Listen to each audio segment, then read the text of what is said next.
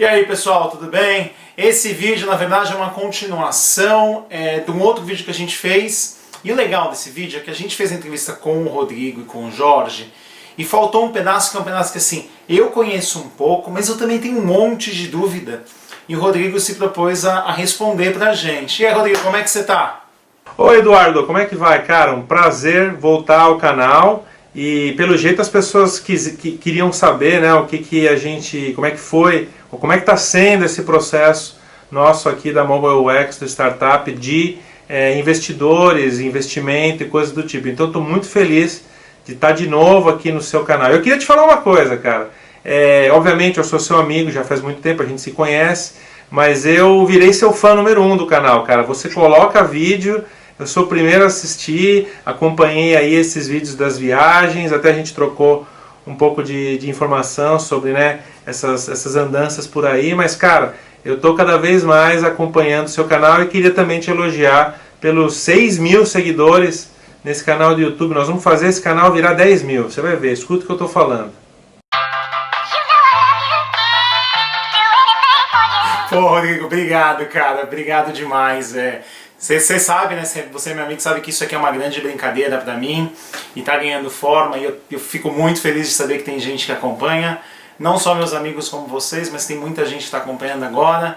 E na verdade, quando eu tava nos vídeos da viagem, já que eu sei o que teu aplicativo vai fazer, eu ficava falando assim, cara, como eu queria ter o aplicativo rodando aqui agora? Mas infelizmente eu ainda não tinha ele na minha mão. Eu sei que eu vou ter ele daqui a alguns dias e eu tô bem empolgado para usar, que eu sei que vai ser bem bacana para todo mundo. Mas, Rodrigo, vamos começar agora o papo sócio versus investidor, que é uma coisa que a gente tem no Brasil, esse início de startup, de grupo de investimento, que está cada vez mais, né, investidor anjo, está começando a crescer no Brasil, mas aqui nos Estados Unidos isso existe, não digo desde sempre, mas isso existe há muito e muito tempo, né? E você está fazendo exatamente isso, né? Você teve a ideia e aí você foi atrás de investidores. Você não foi atrás de sócios, você foi atrás de investidores. E eu queria entender como é que foi para você do conceito, né, de quando você começou com a tua ideia, para você ir atrás de investidor. O que levou você a correr atrás de investidor ao invés de correr atrás de um sócio? Qual foi o grande motivo para começar a conversa?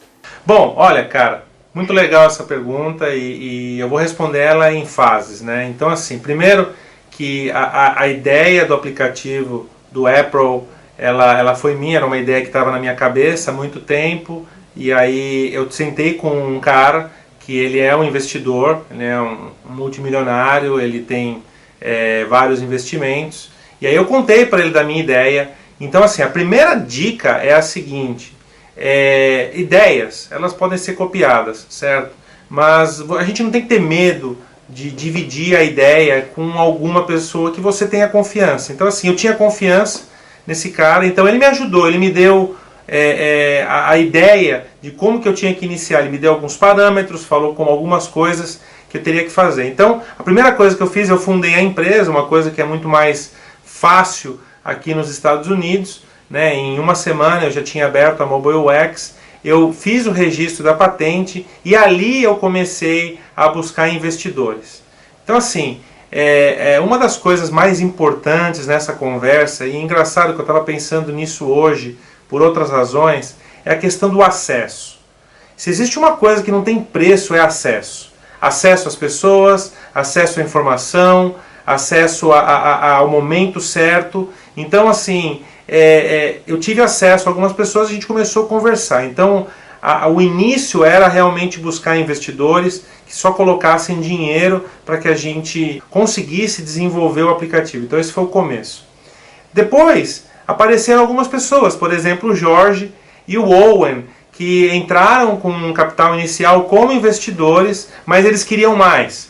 Eles falaram, poxa, eu quero investir, mas eu quero ajudar. Então eles são os co-founders da Mobile UX, eles entraram num momento bem embrionário do que a gente estava fazendo, né? Vocês conheceram o Jorge e tem o Owen, que é um Marine que mora em Washington, então ele trabalha com a gente desde o começo e ele né, ele me ajuda na toda a parte de legal. Então eles viraram investidores, sócios, né, co-founders. Então eles começaram a nos ajudar.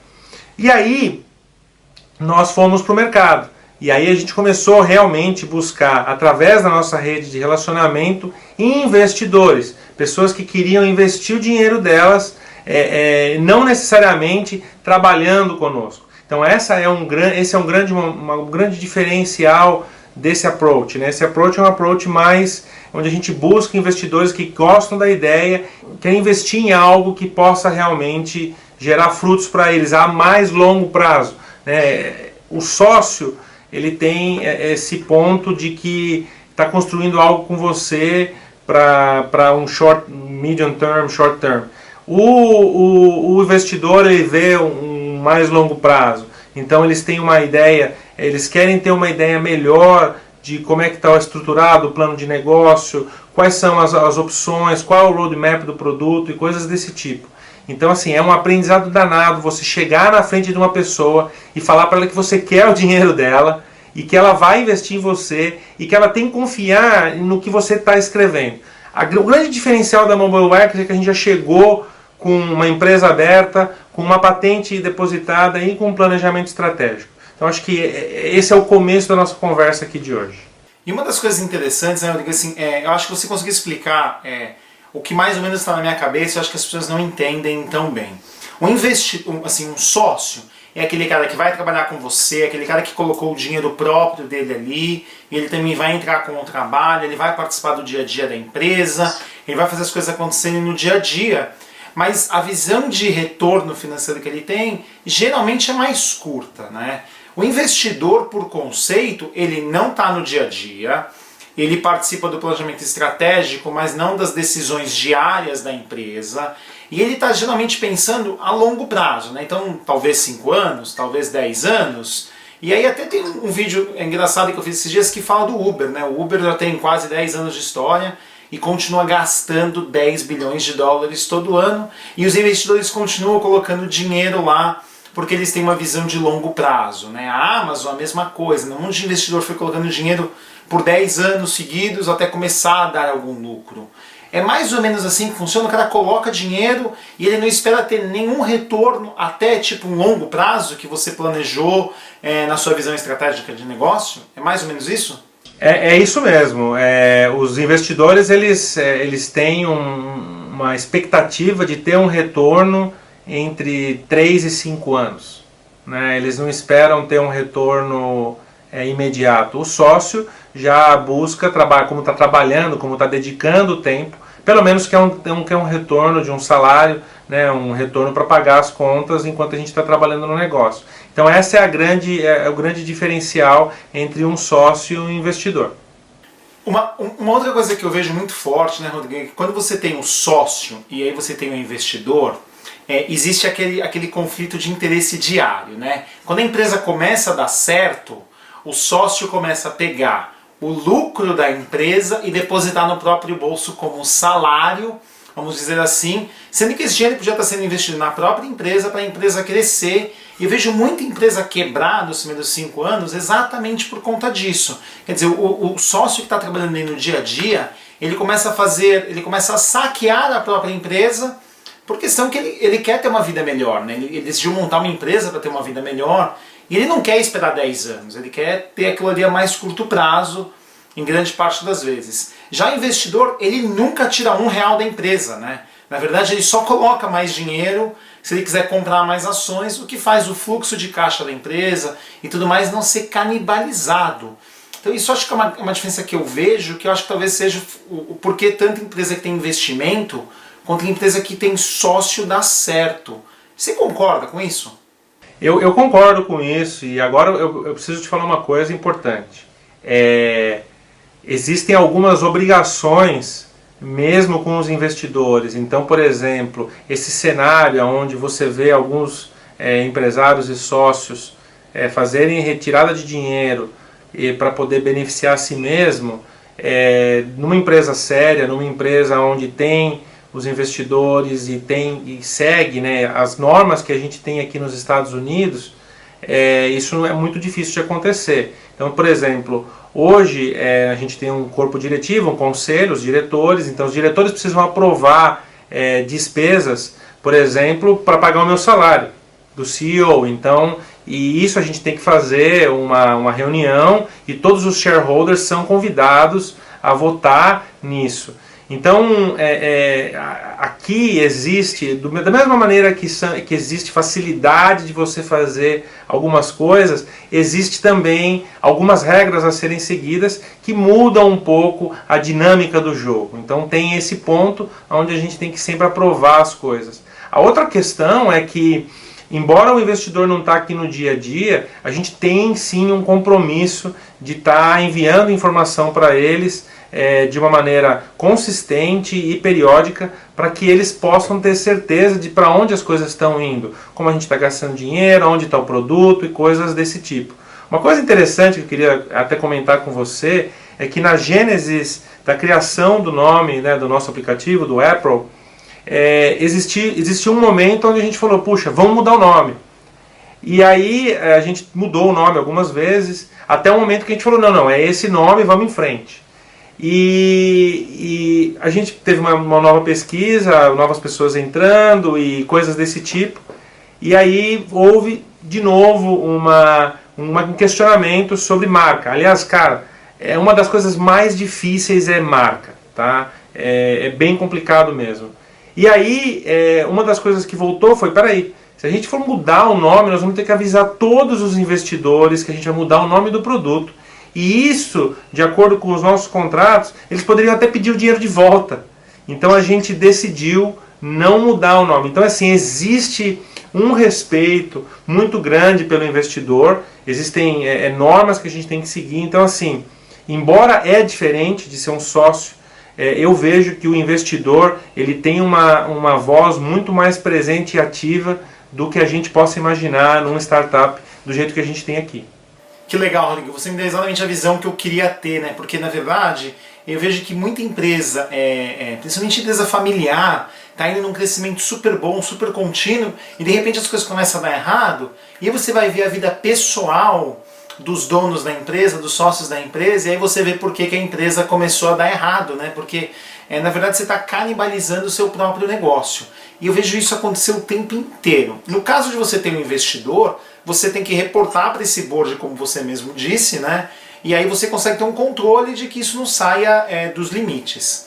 Mas aproveitando esse ponto, deixa eu te fazer uma pergunta. Isso é uma visão que eu tenho aqui bem clara e que eu acho que as pessoas não têm essa visão muito clara no Brasil.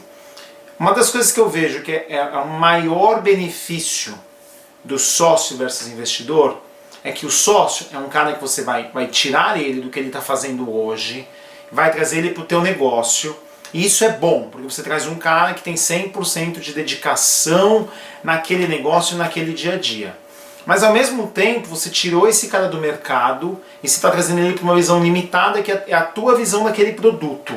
E quando você está o tempo inteiro fazendo aquele mesmo produto, você não consegue ter uma visão tão ampla do mercado assim, porque você está pensando muito do seu segmento.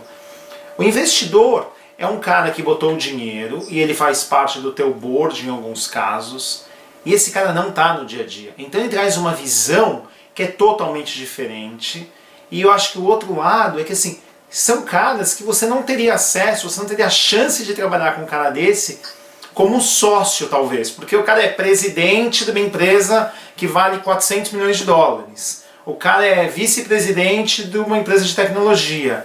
Aqui no Vale do Silício tem um monte que é vice-presidente do Google, do Facebook, da Apple, e o cara faz parte do board de outras empresas. Isso. Quer dizer, um cara que nunca ia sair de uma Apple, de uma Google para fazer uma startup no início inicial, mas que você tem acesso a esse cara como investidor.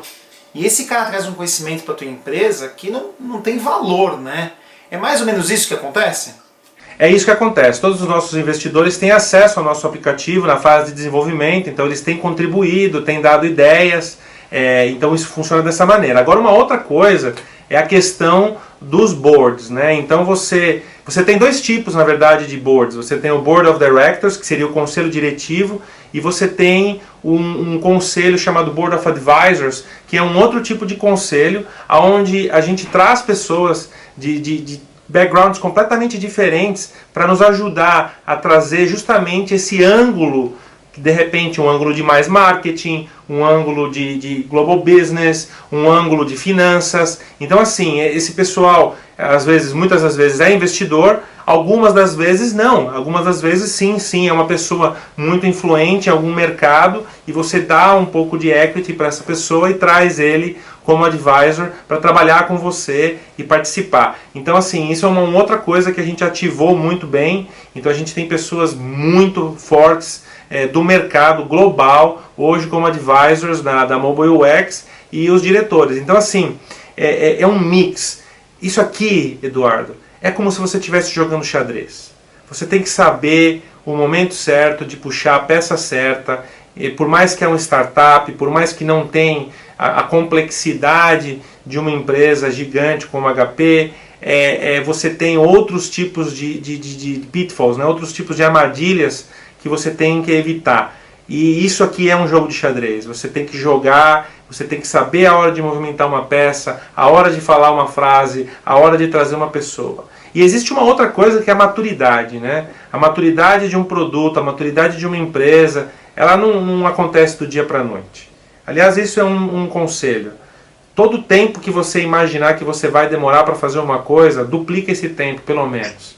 Porque a maturidade, ela demora para vir. E as coisas, quando começam a acontecer, aí ela pega a tração necessária. Então, são coisas que você tem que falar e no momento certo e fazer no momento certo. Por isso que eu falei que é como se fosse um jogo de xadrez.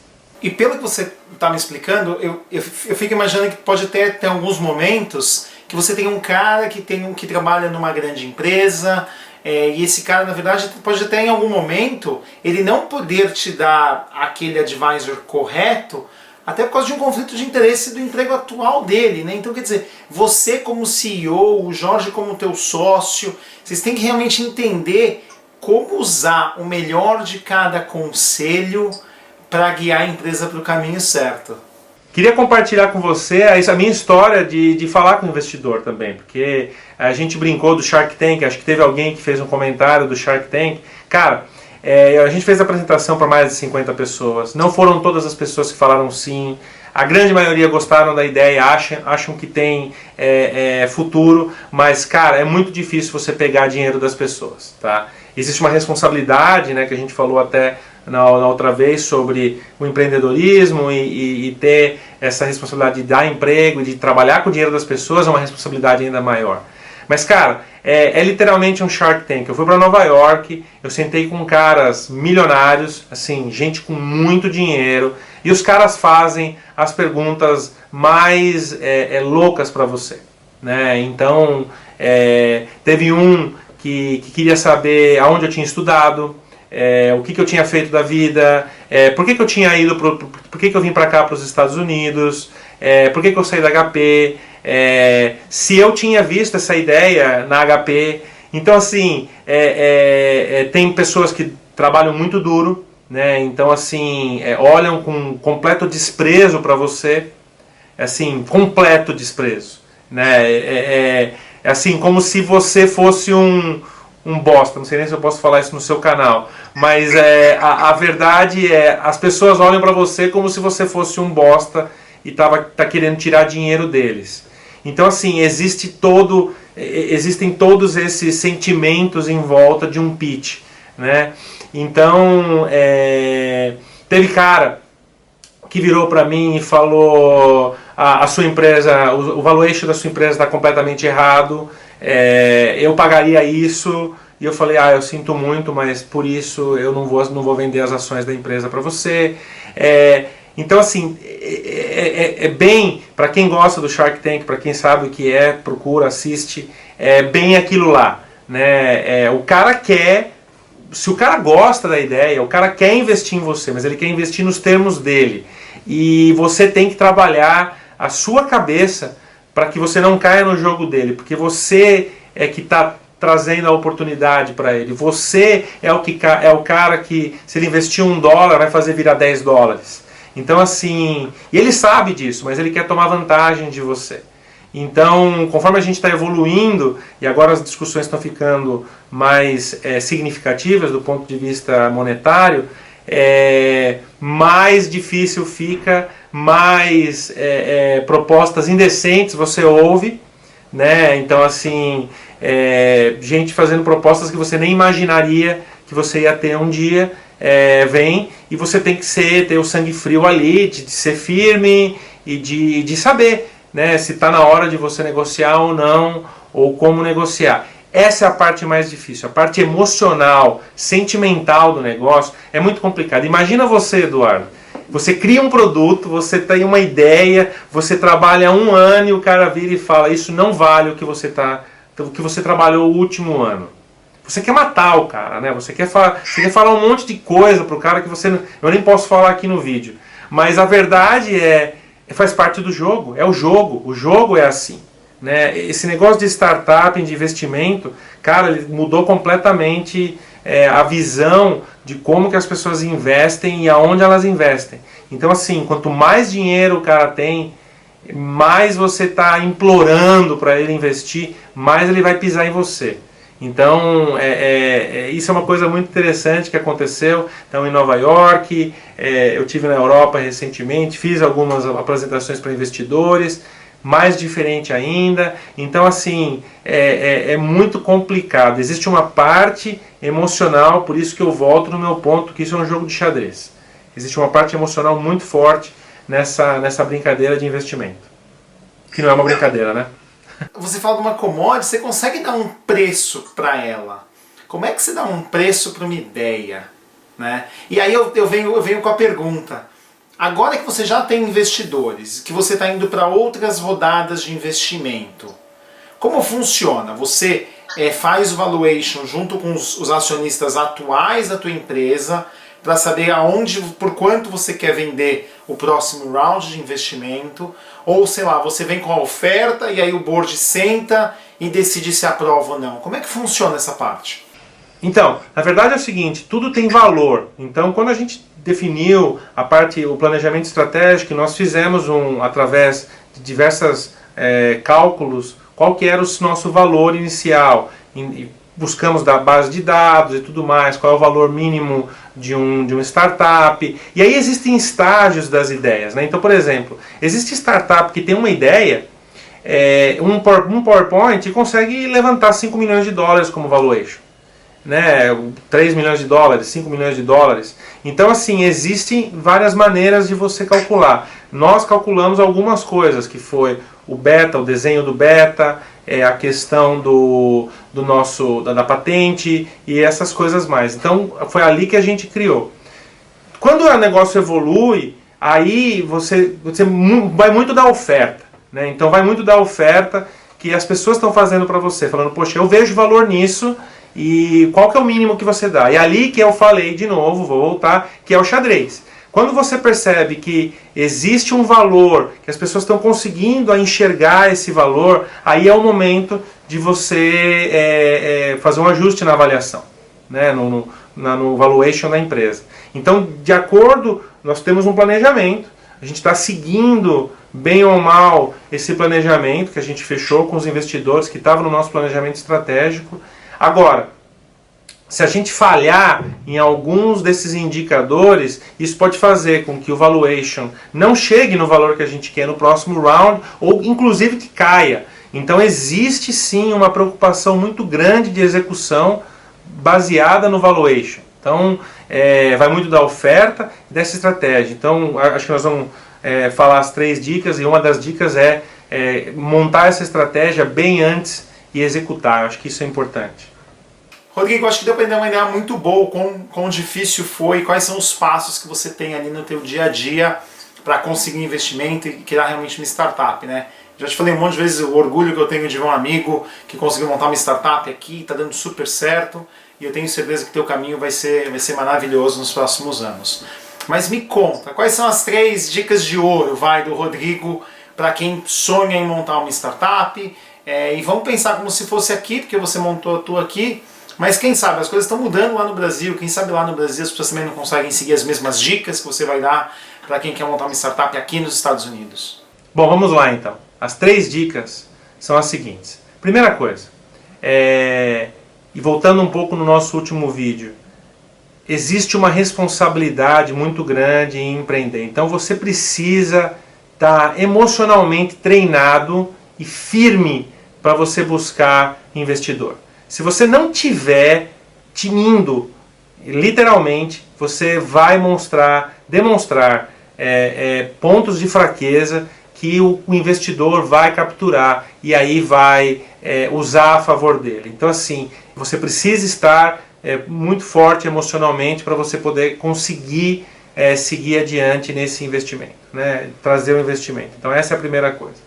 A segunda coisa é o business plan, né? Então muita gente perde muito tempo, e olha só, eu usei essa palavra mesmo, perde muito tempo fazendo um business plan enorme, com um monte de coisa, e um monte de pesquisa, e um monte de coisas que você nunca vai usar. Business plan serve para você pedir empréstimo, pelo menos aqui nos Estados Unidos. Você não precisa de um business plan para pedir investidores. Então assim, a outra dica é foque num material, num investor deck que seja realmente sucinto, que demonstre a ideia que você está tendo, mostre o outlook financeiro, mas assim, não precisa ter muito detalhe.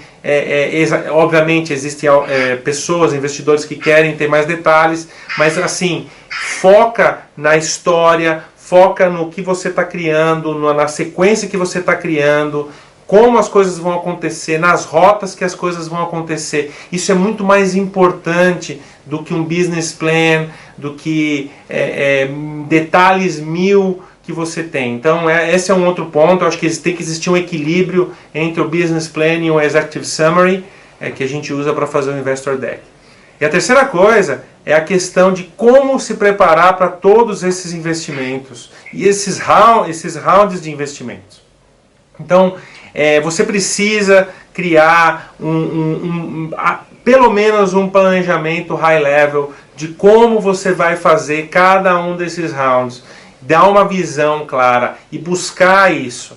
É fácil falar, difícil é fazer, por isso que eu falei que existe uma dose de execução muito grande, mas você precisa ter uma ideia de quantos milhões de ações você vai vender a qual valor, quantos milhões de ações você vai vender em outro valor, e olhar como é que isso vai ficar, porque existe toda uma conversa relacionada à diluição do percentual da empresa, diluição do seu controle na empresa. Então isso é um ponto muito, muito, muito importante. Eu sou advisor de outras startups e eu tenho falado para eles isso, a questão de planejar com antecipação como que os rounds de investimentos vão acontecer, para que você não tenha nenhuma surpresa que você não desejada no futuro. Então essas são as 3 dicas do Rodrigo aí para vocês.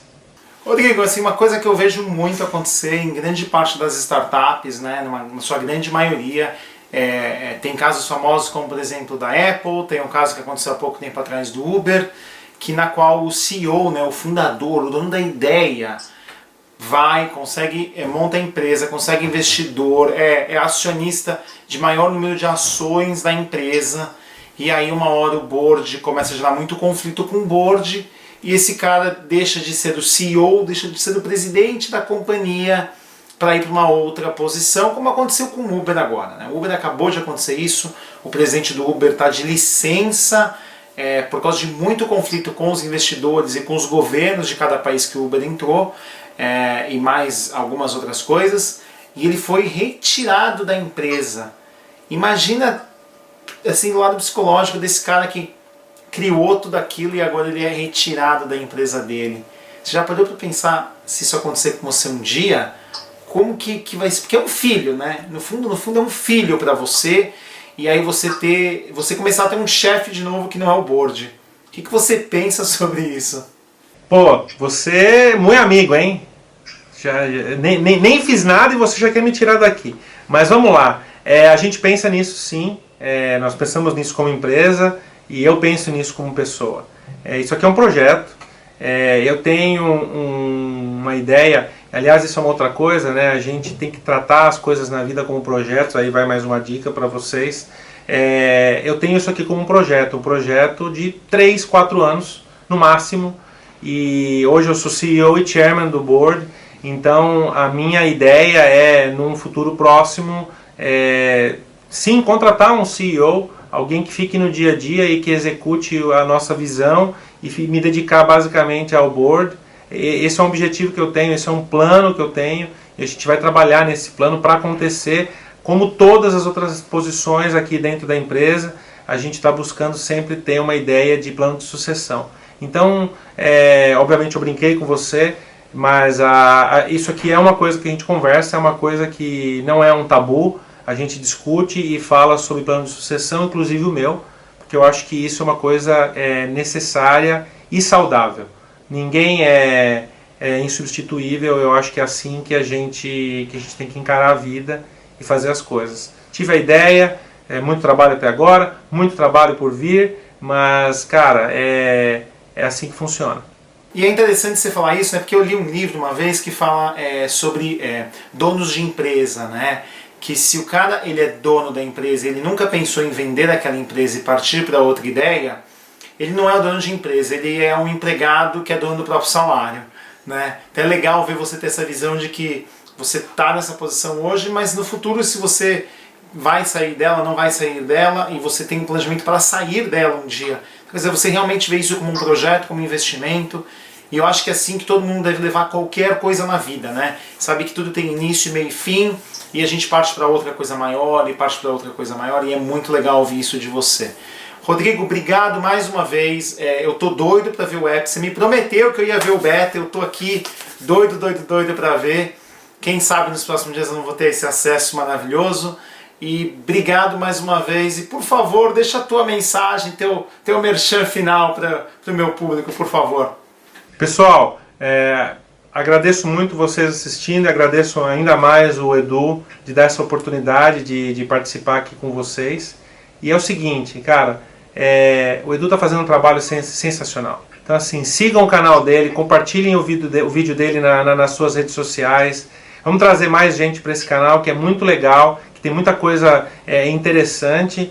E assim, o meu último ponto para você o April vem aí, e eu quero ver todo mundo usando e todo mundo dando feedback para a gente fazer esse aplicativo ser uma coisa fantástica e que principalmente que ajude todos vocês a terem uma vida digital ainda mais fácil. É isso que o April está vindo fazer. Eu tenho certeza que vai ser um sucesso com a ajuda de vocês. Forte abraço e até mais.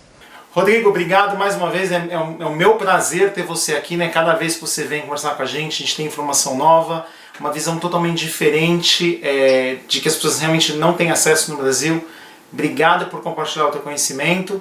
E aí, agora você tem um problema, né? Toda vez que eu quiser falar sobre investimento, alguma coisa do gênero, eu vou te convidar para fazer o vídeo comigo.